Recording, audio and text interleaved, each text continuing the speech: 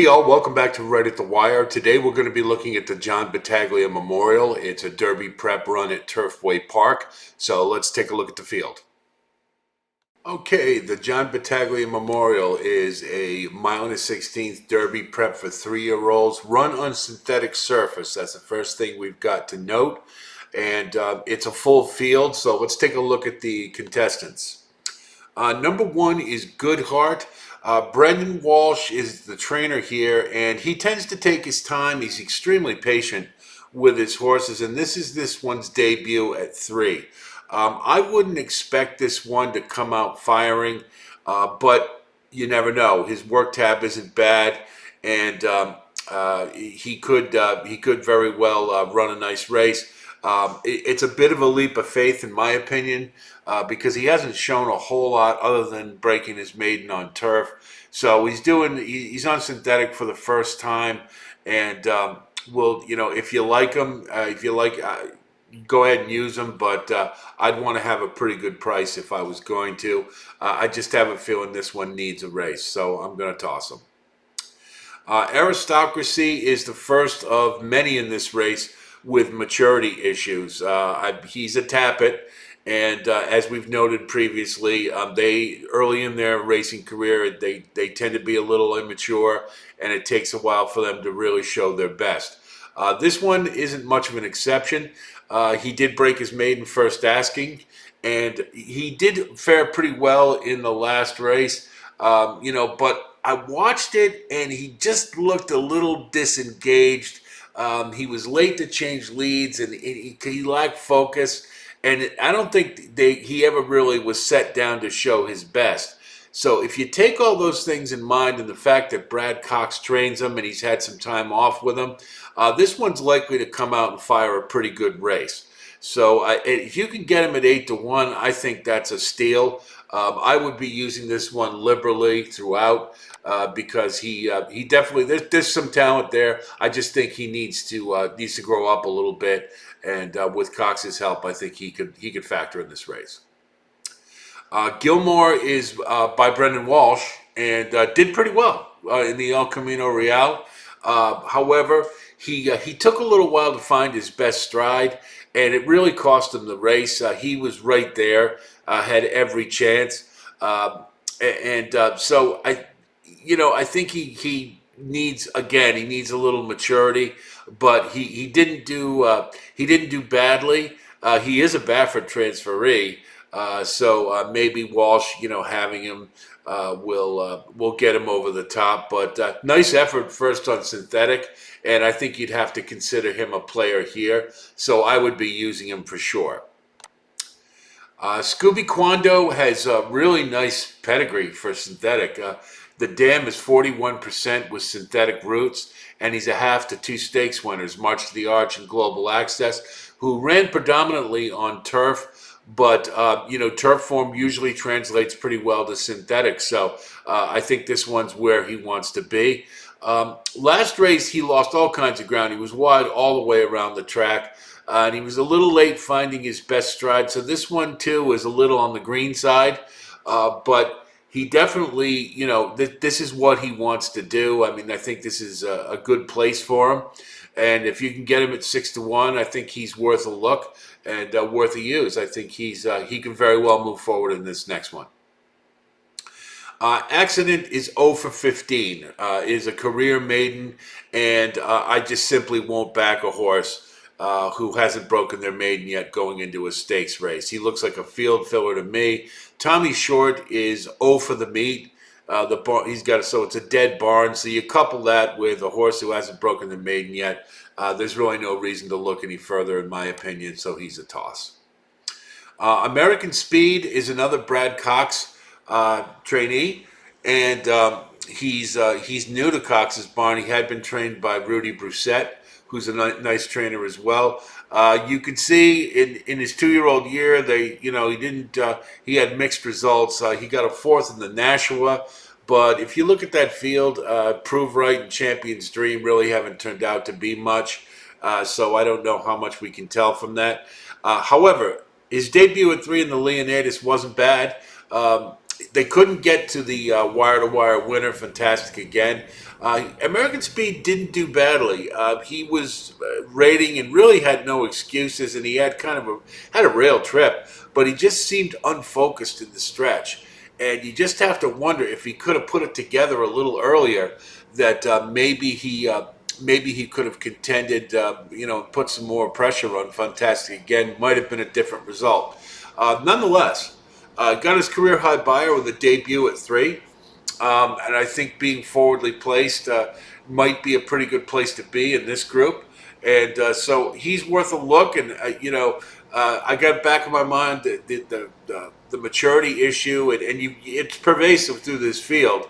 So whoever grows up the fastest is the one who's likely going to win it. So he's worth a look for sure.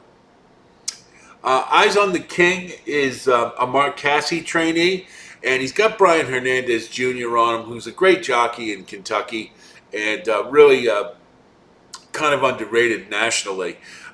This one is debuting at 3, so for the most part, I mean, he ran New Year's Day, but let's call it his 3-year-old debut.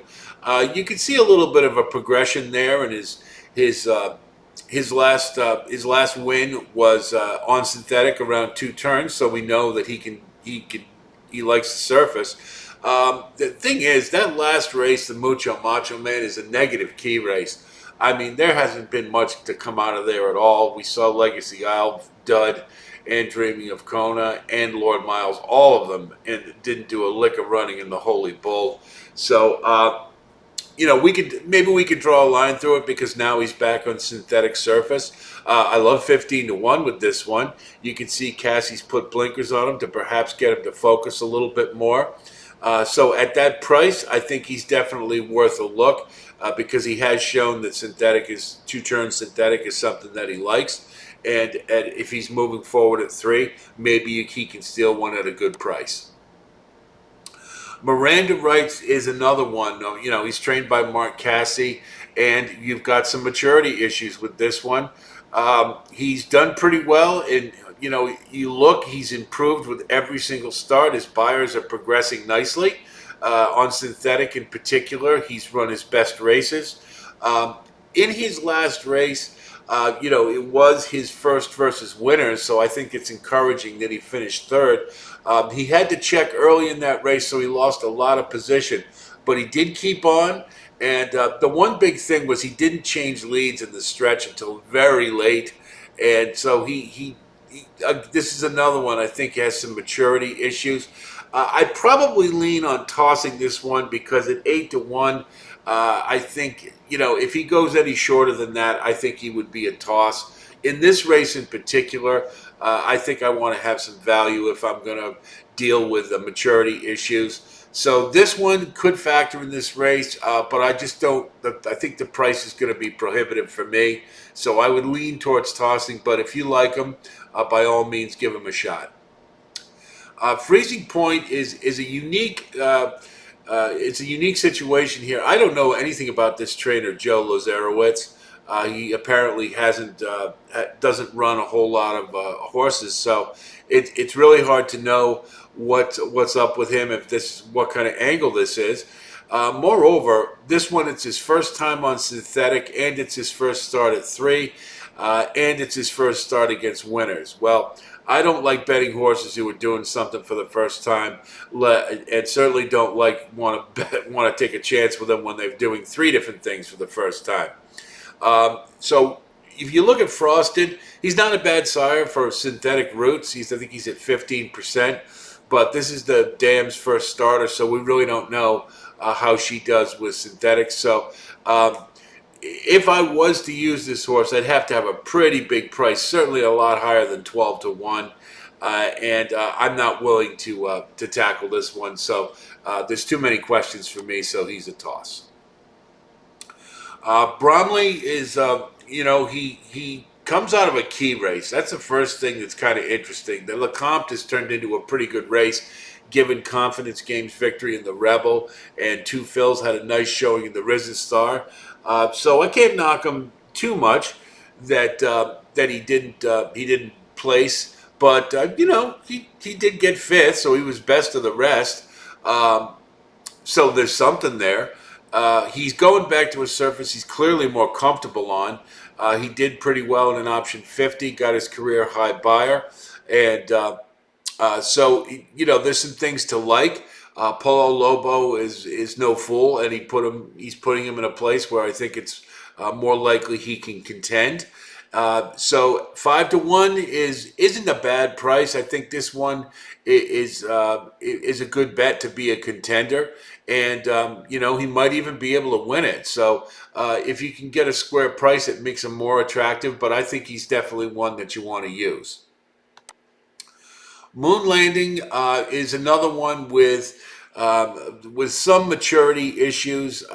He won his maiden on synthetic, and he did it pretty professionally. Got to the top of the stretch and took over and won nicely.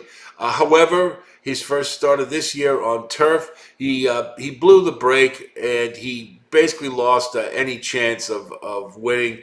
You could see the dust flying from the turf course, so it usually means early speed is favorable. So he was kind of up against it. Kept on halfway decent, and he did get fourth. Although I don't think he was a threat to win at any stage. At 12 to 1, maybe you think about using Kevin Attard's a good trainer, and Nyquist is 20% with all weather routes. This one hasn't really gone 2 turns yet, so we're not overly certain. But he's, if you like him, use him. I just have a couple of questions. I think maybe this one needs a little more seasoning before I get really excited about him. Congruent to me, as he was so frustrating to watch it too. You kept waiting for him to get over the top. It was good race, bad race, and you could see they've tried a number of different things to get this one going, and it hasn't worked. So now he's on synthetic. He's bummed. He hasn't done very well at on turf. He wasn't very good on dirt, and so now they're going to try him on synthetic. I don't like this horse. He's really never shown me anything. And the fact that he's by Tappet tells me that he's got some maturity issues as well. He just never seems to be able to put it together. I'm not willing to take a chance with this one. I think there's other options, so I'm throwing this one out.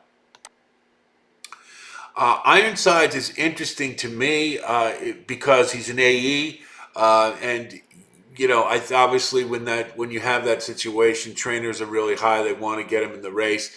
And if you look at this one, he took a little while to break his maiden. And, you never like to see a horse who needs a maiden claimer to break their maiden all of a sudden running in stakes company. But look what he did in his last one. The Leonidas, he didn't do badly.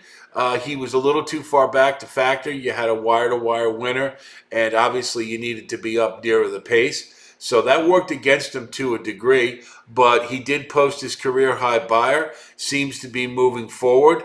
And at 20 to 1, I think he's, if he gets in the race, I would definitely use him. Vicky Oliver is a good trainer, so I'd give him a shot. Clear the Air is double entered at Aqueduct for the Gotham. So I don't have any intel. I don't know which one he's more likely to be in. We'll just rehash what we said about him for the Gotham. That last race he had, the notes are troubled trip came on.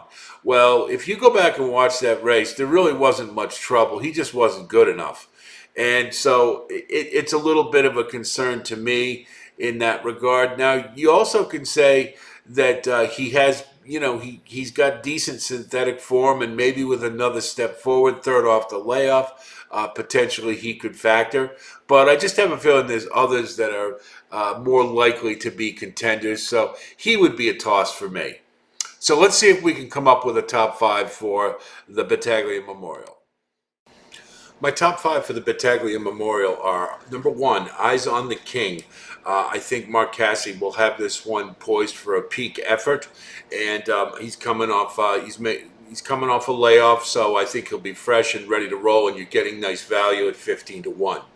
Number 2 is Gilmore. Is proven in stakes company with a second in the El Camino Real. I think there's still a little bit of maturity issues, but I'm confident that Cox will work that out, and he should be poised for a good race here.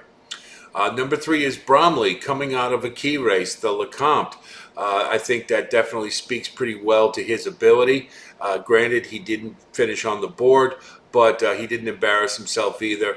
I think on synthetic surface, he should be poised to run a nice race, and I think he's a definite contender. Number 4 is Scooby Quando. He's coming off a decent effort where he got his career high. I think he's moving forward. And pedigree-wise, there's a lot of things to like for him on synthetic surface. So I think he's a use, and hopefully we'll get a decent price with him as well. Number 5 is Aristocracy, is definitely moving forward off an optional claimer win. Cox is his trainer, so I think this one will run a good race. He does have some maturity issues, but I'm confident that Cox will be able to work that out. And, you might get a decent price with this one. And I think he has the talent to factor for sure. This race is pretty wide open. I think you have to have some value in this one for sure. So I would be very reluctant to take a short price on anyone. But that's the way I see the Battaglia. So that's the way I see the Battaglia Memorial. It's a wide open affair, and so I think you've got to find some value if you're going to bet this one. There's some maturity issues with a lot of the contenders, so I think it's imperative that you have a price if you're going to back one of them. It's a pretty cool stakes weekend for Derby preps. There's 4 of them going on.